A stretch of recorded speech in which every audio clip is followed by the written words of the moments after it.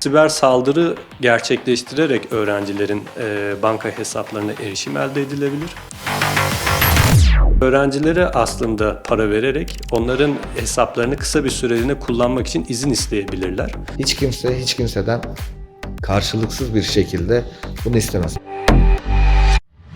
Genellikle e-mail ile ya da SMS ile şu aralar çok popüler. Öğrencilerin aslında tıklayıp kişisel bilgilerini ya da parolalarını verdiği sistemler mevcut.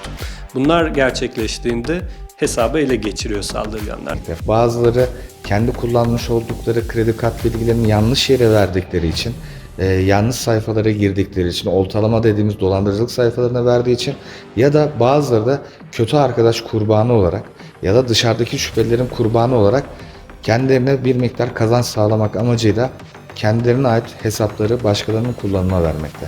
Mesela az önce gelmiş bir SMS bu. Gördüğünüz üzere Türkiye'den gönderilmemiş bir SMS. Ülke kodu farklı.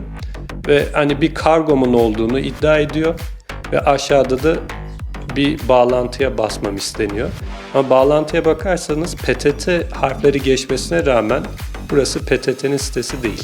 Ve kendisinden herhangi bir şekilde IBAN isteyen, hesap açılmasını, yeni hesaplarını ve kullandığı hesapları kendisine isteyen birileri varsa mutlaka bunu kolluğa bildirsin veya savcılığa bildirsin. Özellikle vurguladığımız bir şey, siz gelen e-mail'in hakikaten beklediğiniz yerden geldiğinden eminseniz bile oraya basmak yerine kendi tarayıcınızda da yazabilirsiniz bu bağlantıyı.